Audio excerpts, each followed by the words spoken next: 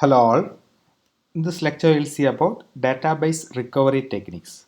So this is the outline of this lecture. We'll see some recovery concepts, checkpoints, then fuzzy checkpointing, what is transaction rollback, and also we'll see no undo redo recovery based on deferred update. So we'll see an introduction to this recovery. So actually recovery from transaction failures means that the database should be restored to the most recent consistent state before the time of failure. So if some failure occurs in the database, we need to restore back to a previous state, consistent state. So that is meant by recovery. So it restores database to most recent consistent state before time of failure. So what we do is all the information is kept in system log. We have already seen system log. So whatever transactions, whatever operations we perform, everything will be kept in the system log. So system log, by looking at the system log, we can recover. Okay. So if there is some damage occurs, if some damage or if some database failures occurs, there are mainly two strategies. One is in the first strategy, if some damage has been occurred due to catastrophic failure. We have already seen different types of failures.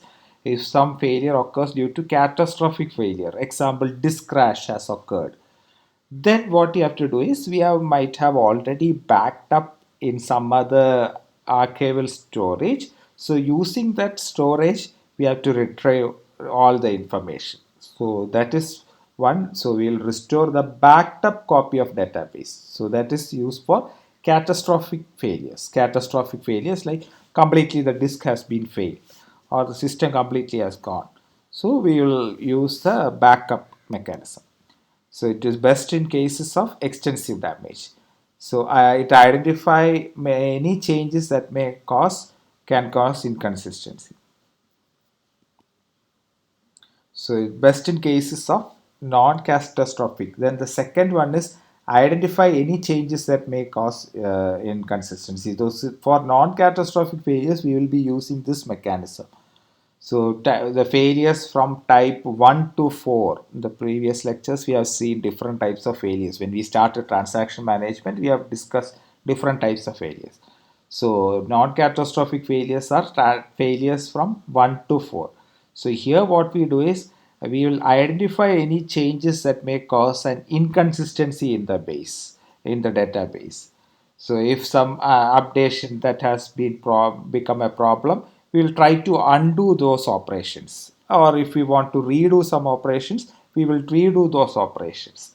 So this can be done based on the system log that we have already written. So some operations may require redo also. Okay, undo and redo. Based on undo and redo operations, we can do recover from this kind of failures. Then this recovery, this can be, there are two policies to recover from non-catastrophic transaction failures. One is deferred update techniques and second is immediate update techniques. In deferred update techniques, we do not physically update the database until after transaction commits. So this is known as deferred update. So what we do is we will not update the database until the transaction commits. So after the commit operation is executed only, the database will be updated or it will be permanently stored in the secondary storage device. Okay.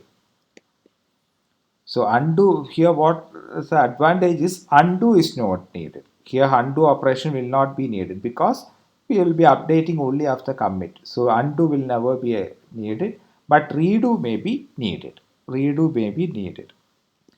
Then the second case is immediate update techniques. In immediate update techniques, database may be updated by some operations of a transaction before it reaches the commit point. So this is known as immediate update technique. So the database will be updated. That is, it will be permanently stored. It will not wait for that commit operation. Commit point, it won't wait for the commit point. It will update immediately. That is why it is known as immediate update techniques.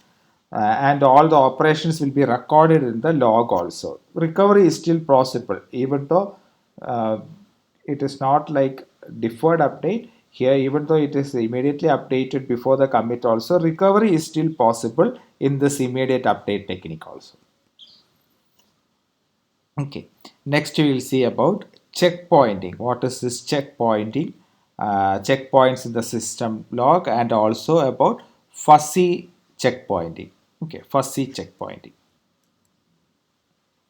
So we have already seen that a log we will be entering which all transactions and what all updates we have made.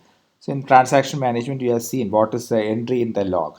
So whether it is read of X, then read X comma T1, like that we will be entering.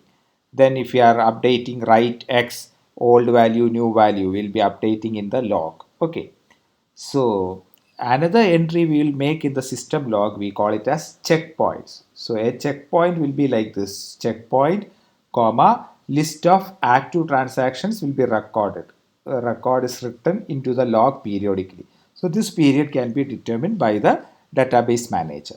So at what times all we have to create this checkpoint. So what we do is periodically this will also be written. The checkpoint, comma, list of active transactions at that point of time in the database.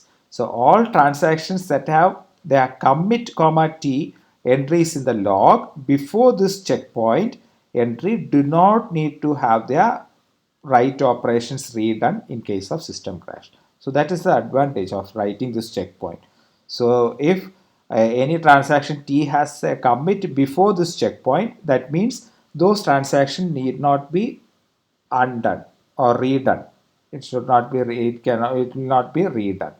So all other transactions after that commit, maybe there will be several transactions after executing this commit transaction, there will be several active transactions. So if some error occurs, then we have to redo all those operations. So all those committed transactions can be avoided if we do this checkpointing.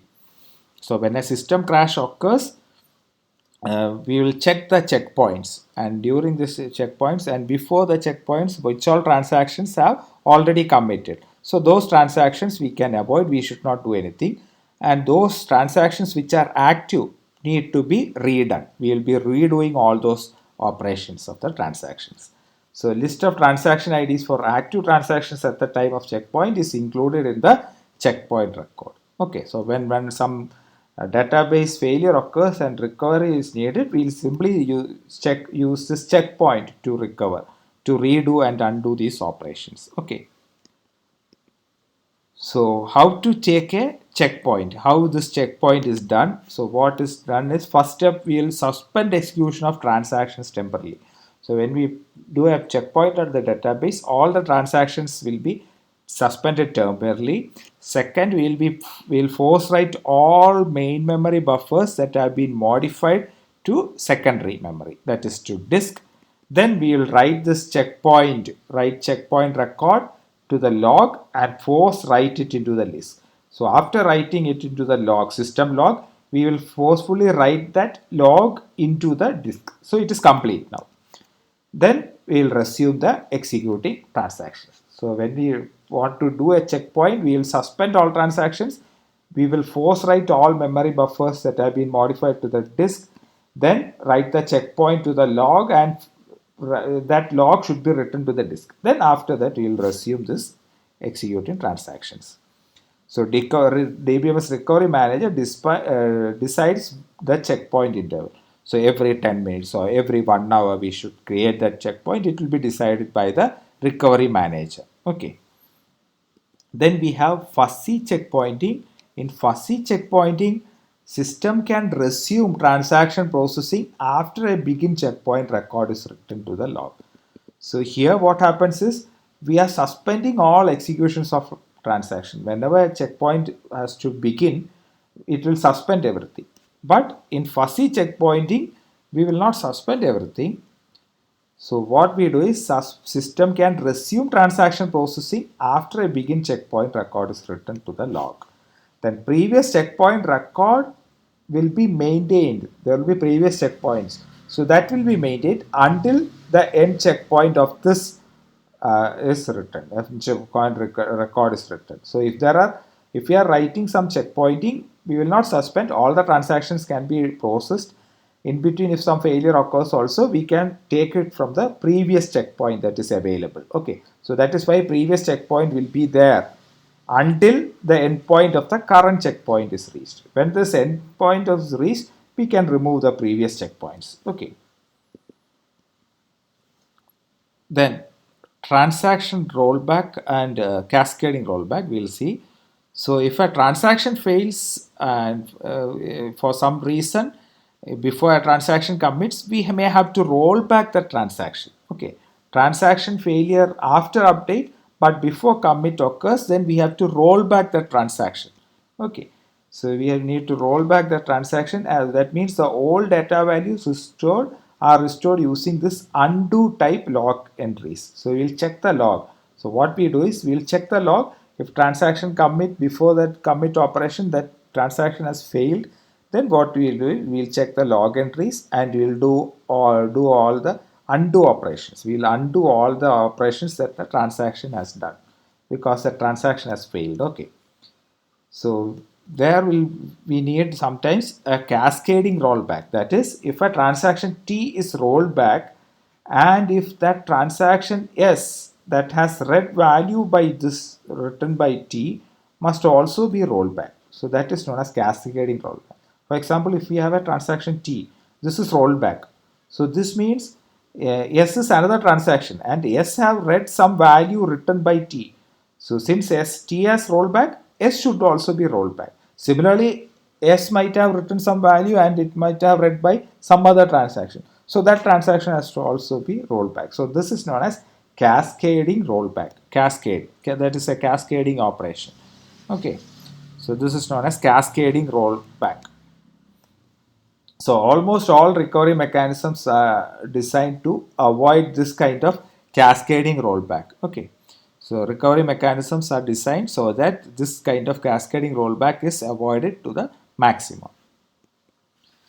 Then another topic is no undo redo recovery based on deferred update. Okay, so no undo, but redo may be required in some cases. We will not be performing we will not perform this undo operation, but only redo operations will be done if we do this deferred update. Deferred means to delay that update.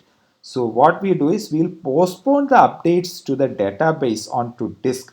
That is, the saving of everything into the disk will be postponed until the transaction completes successfully and reaches the commit point.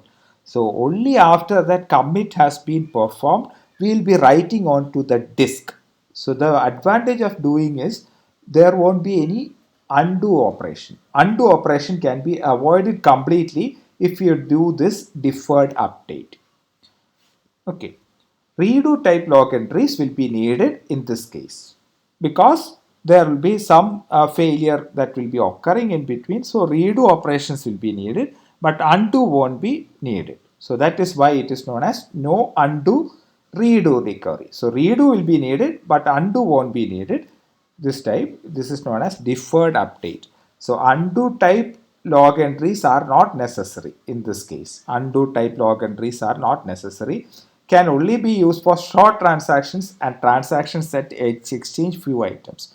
So it is a very large transaction, then we cannot do this because we have that transaction has to wait until it commits. So if it is a very lengthy transaction, it has to complete all those operations. So it is not good to have this. So if it is useful only for short transactions and transactions that change only few items, because buffer space will be increasing if it is a longer transaction.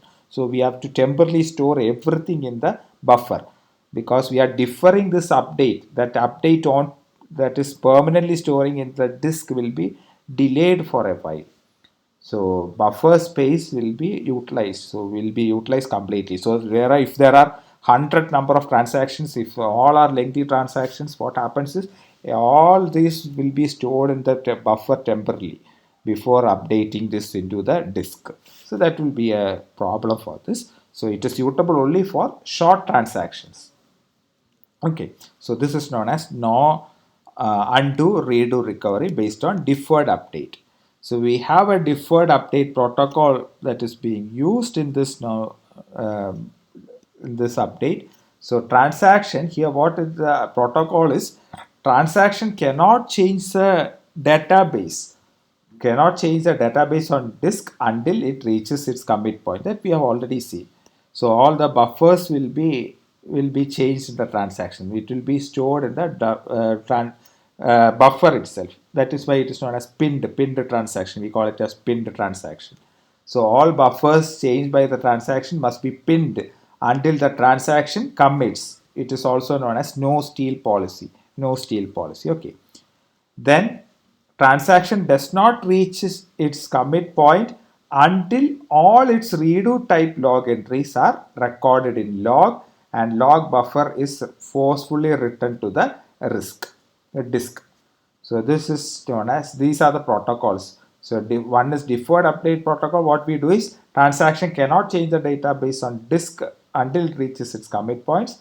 That is, all updations will be made in the buffers. Then transaction does not reach its commit point until all its redo type log entries, whatever redo type log entries are there, it should be recorded permanently in the log, recorded in the log, and that log buffer should be written to the disk. Then only after that, that commit can be executed.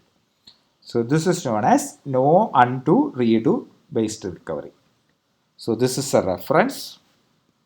Thank you.